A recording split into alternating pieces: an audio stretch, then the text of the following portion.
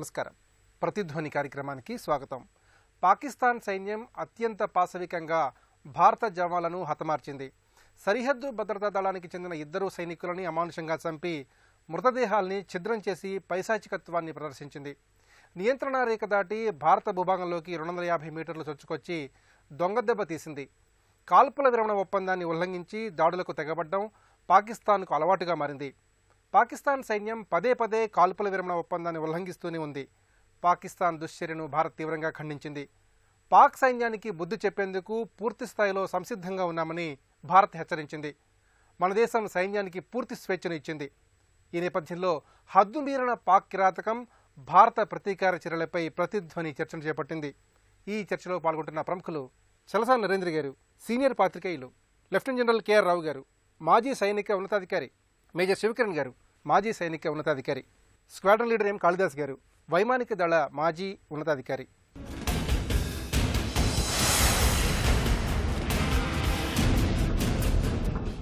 నరేంద్ర గారు, పాకిస్తాన్ సైన్యం అత్యంత క్రూరంగా భారత జవాన్లను హతమార్చి వారి మృతదేహాలను కూడా ఛిద్రం చేసింది. ఈ పరిస్థితుల్లో పాకిస్తాన్కి గట్టిగా బుద్ధి చెప్పేందుకు భారత ప్రభుత్వం మన సైన్యానికి పూర్తి స్వేచ్ఛనిచ్చింది. మరి పాకిస్తాన్ నిలువరించేందుకు ఎటువంటి కఠిన చర్యలు చేపట్టాలి? ఇది చాలా దారుణమైన సంఘటన. గత సెప్టెంబర్లో భూభాగంలో ప్రవేశించి సర్జికల్ రైడ్ చేశారు. ఆ తర్వాత జరిగినటువంటి 3వ సంఘటన ఇది. ఈ విధంగా చేయటం పాకిస్తాన్. ఆ చేసిన సంఘటన తేదీ కూడా చాలా వ్యూహాత్మకంగా చాలా ప్రాధాన్యత సంతరించుకుంది. మొదటగా అదే రోజు అదే టైంలో మన భారత పారిశ్రామికవేత్త మిట్టల్ జనరల్ పాకిస్తాన్లో ఉన్నాడు. పాకిస్తాన్ ప్రధానమంత్రిని కలుస్తున్నాడు. జనరల్ మన ప్రధానమంత్రి చాలా సన్నిహితంగా ఉన్న వ్యక్తి. అతను కేవలం వ్యాపారం కోసం పాకిస్తాన్ వెళ్ళాడు అనుకోను, కొంత రాజకీయ సందేశంతోనే వెళ్ళినట్టుంది. ప్రధానమంత్రి నరేంద్ర మోడీ కూడా కొంతకాలంగా పాకిస్తాన్తో సంబంధాలని తిరిగి మామూలు ట్రాక్లో తీసుకురావడానికి చాలా తీవ్రంగా ఆలోచిస్తున్న టైంలో, అందుకు పాకిస్తాన్ ప్రధానమంత్రి కూడా సానుకూలంగా ఉన్న టైంలో సైన్యం దీనికి ఒప్పుకోమని ఒక హెచ్చరిక చేయడం కోసం ఈ సంఘటన చేసినట్టుంది. మరో సంఘటన నిన్న మొన్న టర్కీ అధ్యక్షుడు మన దేశంలో పర్యటనలో ఉన్నాడు. అధికార పర్యటనలో మన అధికారులతో ప్రధానమంత్రితో రాష్ట్రపతి అనే విషయాల మీద చర్చలు జరిపి ఒప్పందాలు చేసుకున్నారు. టర్కీ అనేది పాకిస్తాన్కి సన్నిహితమైన దేశం. అది ముఖ్యంగా కాశ్మీర్ విషయంలో పాకిస్తాన్ యొక్క వాదనల్ని బలపరుస్తున్న దేశం టర్కీ. ఆ విధంగా తమ స్నేహితులు వచ్చినప్పుడు సంఘీభావం తెలపడం కోసం కూడా అయి ఉండొచ్చు. మరో సంఘటన నెలగా మే వచ్చిందంటే మంచు కరిగి పాకిస్తాన్ నుంచి ఉగ్రవాద దేశంలో ప్రవేశించే టైం బిగినైన టైం. అటువంటి రాబోయే 4-5 నెలల్లో తీవ్రంగా అనేక భయంకరంగా దాడులు చేయబోతున్నాము అనే ఒక సంకేతం ఇవ్వడం కోసం పాకిస్తాన్ ఈ దుశ్చర్యకి పాల్పడినట్టు అనిపిస్తుంది. ఎక్కడైతే కేజీ సెక్టార్లో జరిగిందో అక్కడ తరచుగా మన ఎక్కువ మంది చొరబడ్డాలు ఎక్కువగా మన దేశంలోకి వచ్చే ప్రాంతం. అది లోతుగా ఉండి దట్టమైన అడవుల్లో ఉండి అక్కడ పాకిస్తాన్ పోస్టింగ్లు మన పోస్టింగ్లు చాలా ఉన్నాయి. ఒకరొకరు కనిపించడం చాలా కష్టం. అక్కడ తరచు కాల్పులు జరుగుతున్నాయి. ఈ సంవత్సరం గత 6 నెలల్లోనే 63 సార్లు పాకిస్తాన్ వాస్తవ అధీన రేఖ ఉల్లంఘించి కాల్పులు జరిపింది. పాకిస్తాన్ ఒక కాన్ఫిడెంట్ పొజిషన్లో భారత కాశ్మీర్లో కల్లోలను సృష్టించడానికి సిద్ధంగా ఉంది. దీనికి సైన్యానికి స్వేచ్ఛ ఇచ్చి సైన్యంగా అప్పచెప్పడంతో పాటు భారత ప్రభుత్వం రాజకీయంగా కూడా స్పష్టమైన సందేశం పాకిస్తాన్ ఇవ్వాల్సి ఉంది. దానికి జాతీయంగా అంతర్జాతీయంగా డిప్లొమాటిక్ కూడా అనేక చర్యలు తీసుకుని పాకిస్తాన్ ఈ విషయంలో ఒంటరి చేసేటువంటి ప్రయత్నం చేయాలి. మొట్టమొదటిగా ఆఫ్ఘనిస్తాన్లో జరిగిన పరిణామాల వల్ల పాకిస్తాన్, చైనా, రష్యా కలిసి అమెరికా వ్యతిరేకంగా కూటమిగా ఏర్పడుతున్నాయి. గత నెల ఆఫ్ఘనిస్తాన్లో అమెరికా ప్రయోగించిన పెద్ద బాంబు ప్రయోగం అది నిష్ఫలజీతం అయిపోయి ఆ తర్వాత ఆఫ్ఘనిస్తాన్ సైనిక శిబిరంలో వాళ్ళు దాడి చేసి తాలిబాన్లు 140 మంది చంపారు. వాళ్ళ పాకిస్తాన్ ఒక అప్పర్ హ్యాండ్లో ఉన్నానని అనిపిస్తుంది. దానికి తగినటువంటి జవాబు చెప్పడం కోసం సైనికంగా పాటు రాజకీయంగా డిప్లొమాటిక్ కూడా చెప్పడానికి ప్రయత్నాలు చేయాలి. రావు గారు, పాకిస్తాన్ పదే పదే కాల్పుల విరమణ ఒప్పందాన్ని ఉల్లంఘిస్తోంది, పలు రకాల కవ్వింపు చర్యలకు పాల్పడుతోంది. మరి ఈ పరిస్థితుల్లో పాకిస్తాన్ దుందుడుకు చర్యలను నిర్వహించేందుకు మన దేశం ఎలాంటి స్పష్టమైన చర్యలు చేపట్టాలి? పాకిస్తాన్ ఎందుకని ఇంత దుశ్చర్యలకు పాల్పడుతోంది? పాకిస్తాన్ ఫస్ట్లీ ఆ సర్జికల్ స్ట్రైక్ అయ్యాక కొంత సైలెంట్గా కనిపించినా సరే దెబ్బకి దెబ్బ తీయాలనే వాళ్ళ యాటిట్యూడ్ మాత్రం మారదు. ఫస్ట్లీ. రెండోది పదే పదే ఎందుకు చేస్తున్నారంటే ఎప్పుడే ఫస్ట్లీ ఏంటంటే ఇంతవరకు కొంత విధంగా అరాచకమే జరుగుతుంది. అక్కడ ఎలక్టెడ్ గవర్నమెంట్కి పవర్ లేదు. కొత్తగా చీఫ్ వచ్చారు బవేజా గారు. చీఫ్ బవేజా గారు వచ్చినప్పుడు అట్లీస్ట్ మొదట్లో ఆయన ఏంటంటే శ్రీలంక నీతులాగా అందరికి మంచిగా చెప్పాడు, మిగిలిన దేశాలతో మనం ఇండియాతో శాంతిపదంగా ఉండాలి, నేను అనవసరంగా దెబ్బలాటలు స్టార్ట్ చేయను. కానీ ఆయన వాళ్ళ సొంత సైన్యానికి ఐఎస్ఐకి జవాబుదారి. ఎంతో కొంత మోరల్ ఎసెండెన్స్ అప్పుడు దెబ్బతిన్న తర్వాత, ఎందుకంటే దెబ్బతిన్న తర్వాత చాలామంది సైన్యాధికారులు సైన్యం తిరిగి ఎక్కడొక్కడ దెబ్బతీయాలనే ఆకాంక్షల్లో ఖచ్చితంగా పేరుకొంది, అది పోదు. కనుక వాళ్ళు ఎక్కడో ఒక ఛాన్స్ దొరికితే కొట్టాలని మాత్రం ఖచ్చితంగా ప్రయత్నిస్తుంటారు. 2 రకాలుగా మనం ఈ స్ట్రాటజీ స్టార్ట్ చేయాలి. ఇప్పుడు మీరు BAT టీమ్స్ అని మీరు తెలిసే ఉంటుంది మీకు. అది కాంబినేషన్. కొంతమంది పాకిస్తాన్ సైనికుల్ని తర్వాత ఉగ్రవాదులను కలుపుతారు. ఎందుకని? ఒకవేళ ఏమైనా ఎవరన్నా బయట దేశాలు ఏమైనా అడిగినాయి అనుకోండి, అడిగితే ఏమని చెప్తారు, మాకు తెలియదండి ఉగ్రవాదులు ఏదో చేశారనేసి. కానీ ఏంటంటే ఇప్పుడు అదంటారే పిల్లి పాలు తాగుతా నన్ను ఎవరు చూడలేదు అనుకుని, అలాగే ఇప్పుడు వీళ్ళు అనుకుంటాం ఏంటంటే మిగిలిన దేశాల వాళ్ళని అర్థం చేసుకోలేరు అనుకోవటం మాత్రం పొరపాటు. చేస్తుంది పాక్ సైన్యం అని అందరికీ తెలుసు. కనుక నేను చెప్పేది 2 విధాలుగా కొట్టాలి. ఒకళ్ళు పాకిస్తాన్ కొట్టడానికి basically conventional warfare, artillery fire చేయటం కానీ, రాకెట్ మిసైల్స్ ఫైర్ చేయటం కానీ, కావాల్సిన డ్రోన్స్ ఉపయోగించడం కానీ, సర్జికల్ స్ట్రైక్స్ కానీ ఇంటెన్సిటీ మనం పెంచాలి. రెండోది నా ఒపీనియన్లో ఈ ఉగ్రవాదులకు కూడా ఒక లెసన్ వెళ్ళాలి. ఈ లెసన్ డ్రైవ్ చేయాలంటే ఇంతవరకు జరుగుతుంది ఏంటి, ఎవరన్నా పట్టుకున్న వాళ్ళు యాక్చువల్ దాడి జరిగినప్పుడు దెబ్బలాట్లో మరణిస్తుంటారు. జెనీవా కన్వెన్షన్స్ ఇవన్నీ ఉన్నాయంటే నీతిమతంగా యుద్ధం చేసే వాళ్ళకు ఉన్నాయి. సైన్యం దెబ్బలాడుకున్నప్పుడు కొన్ని జెనీవా కన్వెన్షన్స్ అని దొరికిన వాళ్ళని ఎలా ట్రీట్ చేయాలి, ప్రిజనర్ని ఎలా ట్రీట్ చేయాలండి. కానీ ఉగ్రవాదులతో మట్టుకు ఉగ్రవాదులకు మనం చెక్ చేయాలంటే ఎక్కడైతే స్టార్ట్ పాయింట్ ఉందో ఉగ్రవాద ట్రైనింగ్, అది ఆల్రెడీ ఒకసారి ట్రై చేసాం సర్జికల్ స్ట్రైక్లు కొడతానికి. కానీ వాళ్ళ సైక్ మార్చాలి, మనం వాళ్ళ యాటిట్యూడ్ మార్చాలి. ఆ యాటిట్యూడ్ మార్చాలంటే మనం చేయాల్సింది నేను అనుకోవటం, ఒక 10 మంది ఉగ్రవాదులు ఒకళ్ళ చనిపోయినా సరే ఒక్క ఉగ్రవాదు ఎవరినైనా మీరు పట్టుకుని ఆ ఉగ్రవాదు మిగిలిన వాళ్ళతో మనం ఎలా ట్రీట్మెంట్ ఇస్తున్నాం అన్న సంగతి చూడాలి. చూసిన తర్వాత తిరిగి ఆ ఉగ్రవాది తిరిగి ఆ దేశంలో పంపాలి. అప్పుడే అతను వెళ్ళి, బాబు ఈ భారతదేశం మనం అనుకున్నట్టుగా ఇది కాదు, అవసరం వస్తే కొడతారు, ఎలా కొట్టాలో కూడా వాళ్ళకి బాగా తెలుసు అన్న మెసేజ్. బెస్ట్ అంబాసిడర్ ఎవరైతే ఈ ఉగ్రవాదుల నుంచి ఒకరి నుంచి వచ్చాడో ఆ ఉగ్రవాది తిరిగి వెళ్ళాలి. రావల్పిండియో ఇస్లామాబాదో తిరిగి చుట్టుపక్కల గ్రామాలకు వెళ్ళి చెప్పాలి. సిల్కన్ గారు, పాకిస్తాన్ సైన్యాధిపతి జావేద్ బజ్వా నియంత్రణ రేఖ వెంబడి కొన్ని ప్రాంతాలను సందర్శించారు. కాశ్మీరీలకు అన్ని విధాలా అండగా ఉంటామని స్పష్టమైన హామీ కూడా వాళ్ళకి ఇచ్చారు. కానీ ఆ మర్నాడే ఈ తరహా దాడి జరగడాన్ని ఏ కోణంలోంచి సమగ్రంగా చూడాలి?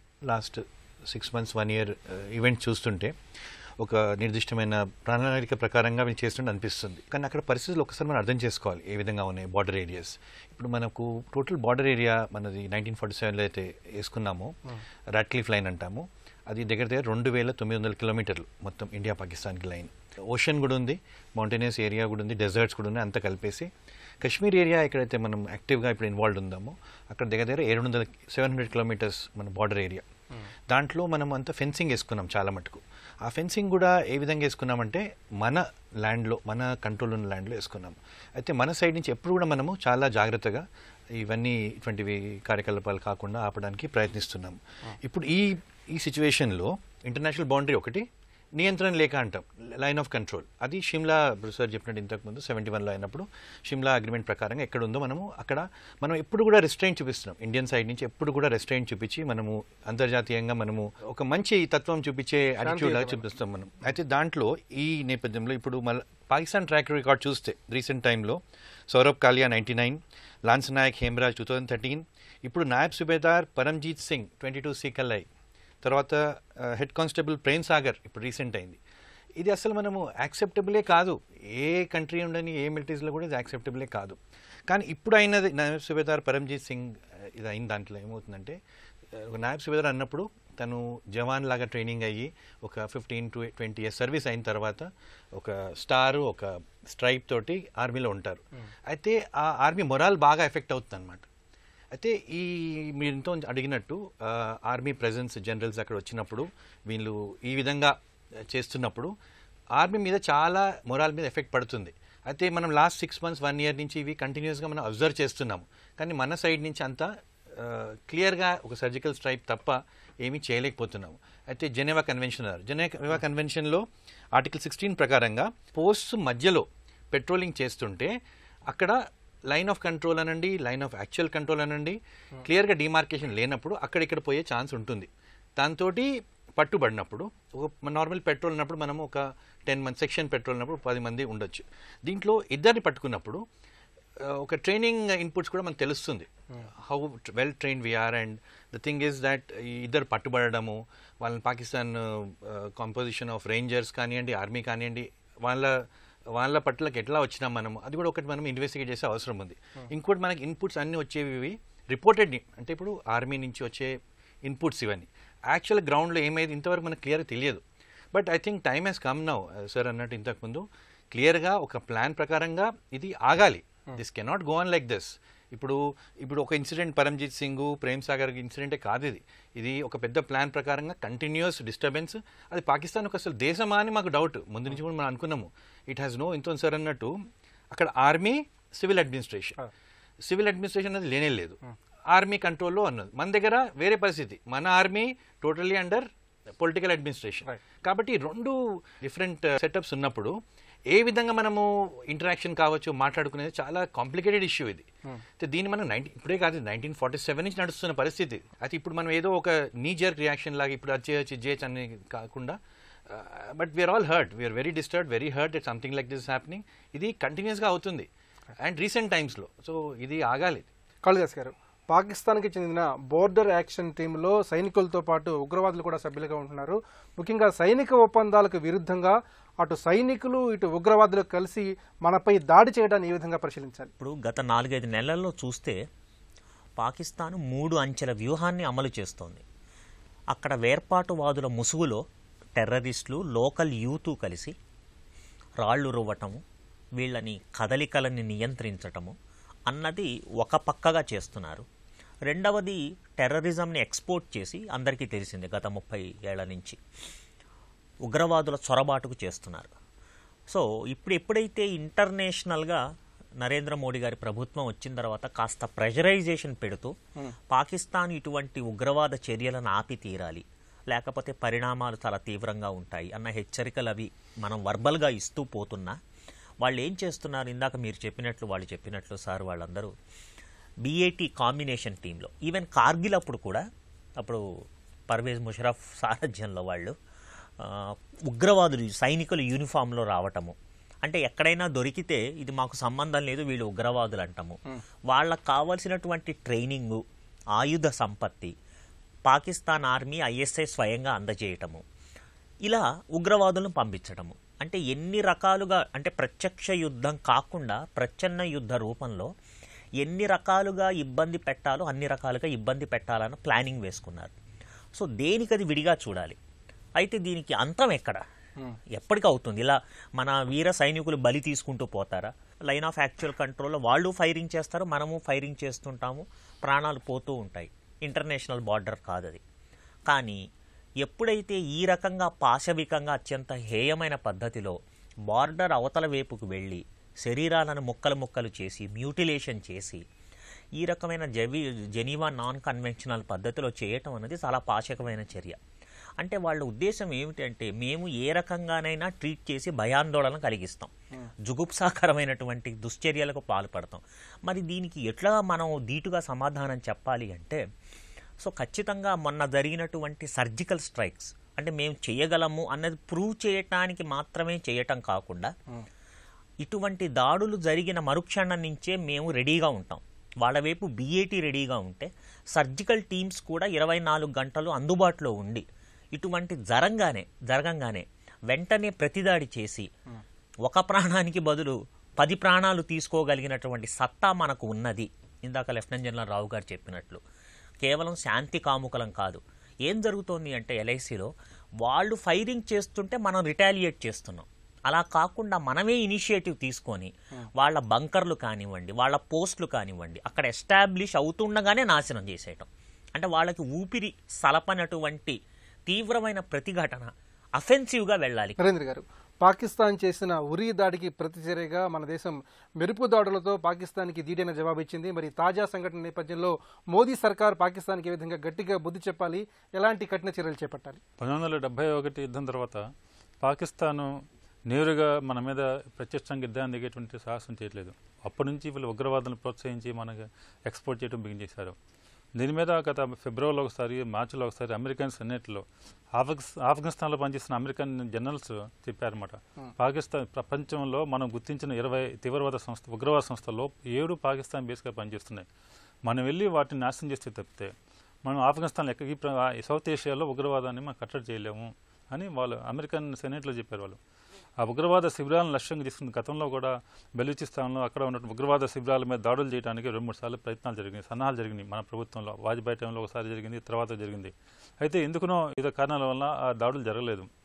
వాటిని ధ్వంసం చేసి పాకిస్తాన్కి గట్టిగా సమాధానం చెప్పడానికి ఉపక్రమిస్తే తప్పితే ఈ పాకిస్తాన్ని కంట్రోల్ చేయటం చాలా కష్టం. మరో పక్కన అమెరికా కూడా ఇప్పుడు ఎక్కువగా ఐఎస్ మీద ఫోకస్ చేస్తున్నారు. వాస్తవానికి కాశ్మీర్ సరిహద్దులో కానీ ఎక్కడ ఐఏఎస్ ప్రజెన్స్ చాలా నామినల్. పాకిస్తాన్ ఆధారంగా పనిచేస్తున్న ఉగ్రవాదులే పెను సవాళ్ళు. తర్వాత కాశ్మీర్లో రాజకీయ ప్రక్రియ వేగంగా పుంజుకోవడానికి మనం కాశ్మీర్ లోయలో మన జరిగిన ఓటింగ్ పర్సంటేజ్ అక్కడ ఏర్పాటువాదం పీక్లో ఉన్నప్పుడు కూడా అంత తక్కువ జరగలేదు. ఇంత పరిస్థితులు దిగజారిపోవడానికి కారణం అక్కడ హిందూ లోపం జరిగింది. అక్కడ లోకల్ యూత్ని గత చాలా సంవత్సరాలుగా పాకిస్తాన్లో ఉన్నటువంటి యువత ఎవరు కూడా ఉగ్రవాదులుగా మారకుంటలేరు. పాకిస్తాన్ వచ్చిన వాళ్ళు చేస్తున్నారు. అయితే మొట్టమొదటిసారిగా గత సంవత్సరం స్థానికంగా ఉగ్రవాదులను తయారు చేసేటువంటి ప్రయత్నం జరిగింది. అప్పుడు మన వాళ్ళు కాల్పులు జరపడంతోనే ఎన్ని గొడవలు జరుగుతున్నాయి.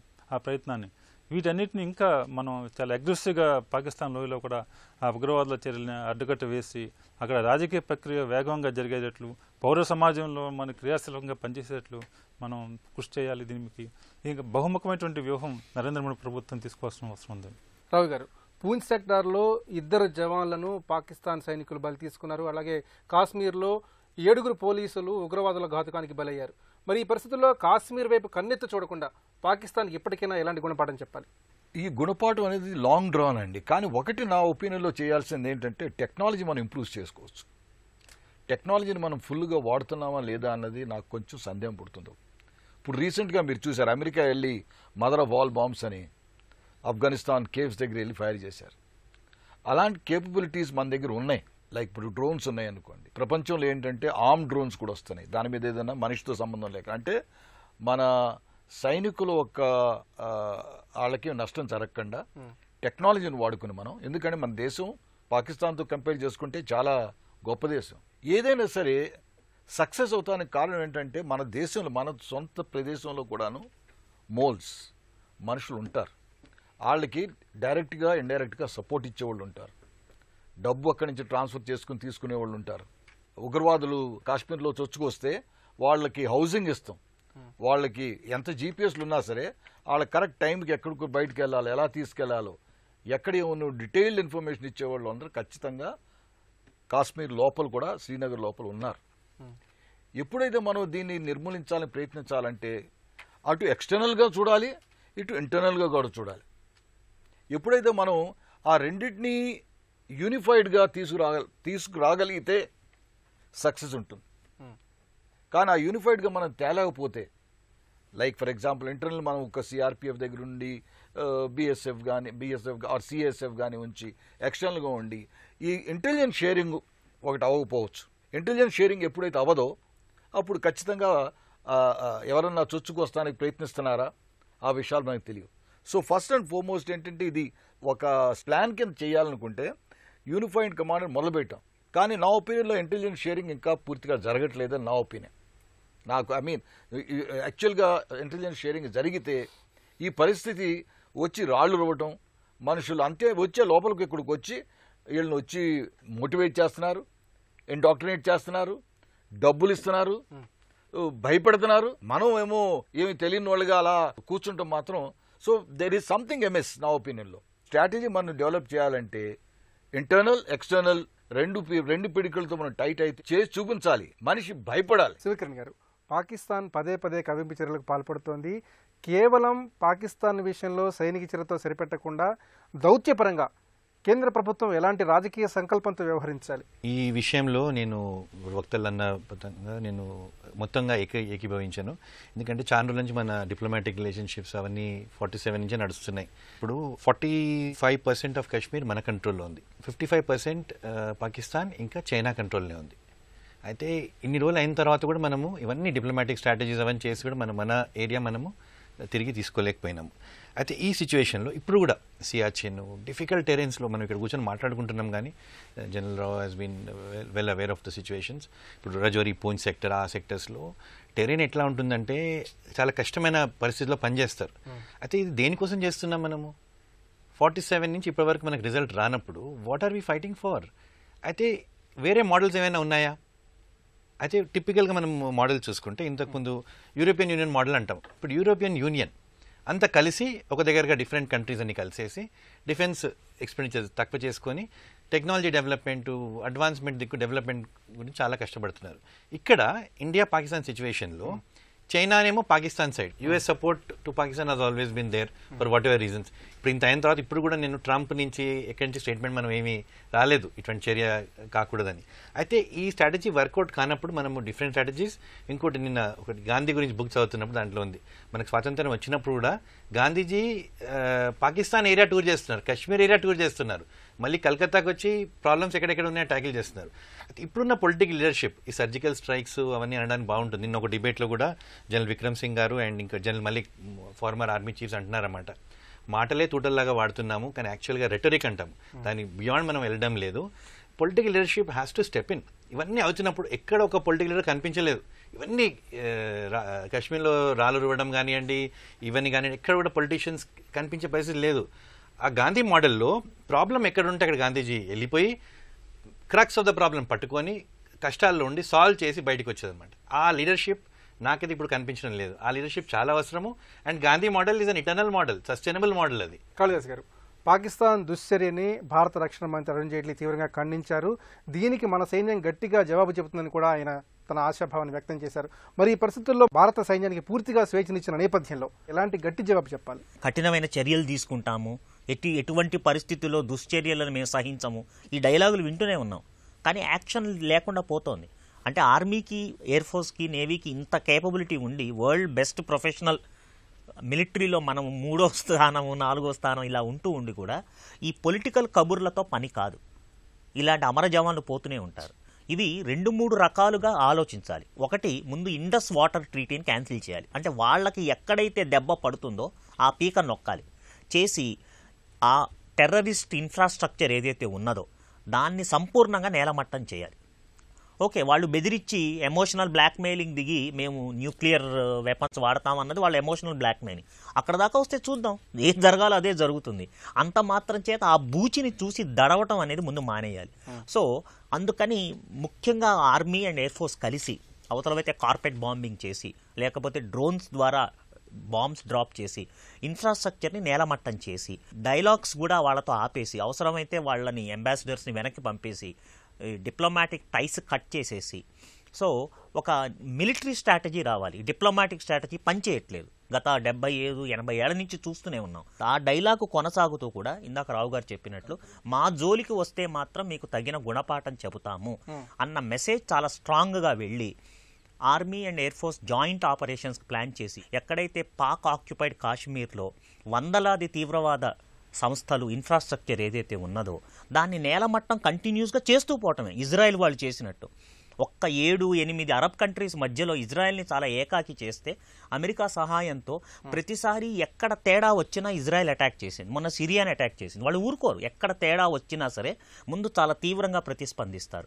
సో ఆ రకమైనటువంటి తీవ్రమైనటువంటి హెచ్చరికతో కూడినటువంటి దుశ్చర్యలను మనం ఖండిస్తూ చాలా జాగ్రత్తగా వాళ్ళ ఇన్ఫ్రాస్ట్రక్చర్ని ఎప్పటికప్పుడు నేలమట్టం చేస్తూ రావాలి. పాకిస్తాన్ దుశ్చర్యలను ఎట్టి పరిస్థితుల్లోనూ సహించకూడదని, కఠిన చర్యలకు సిద్ధం కావాలని నిపుణులు అభిప్రాయపడుతున్నారు. పదే కాల్పుల విరమణ ఒప్పందాన్ని ఉల్లంఘిస్తూ కవ్వింపు చర్యలకు పాల్పడుతున్న పాకిస్తాన్కి గట్టిగా బుద్ధి చెప్పాలని నిపుణులు అంటున్నారు. ఇది నేటి పరిస్థితి. నమస్కారం.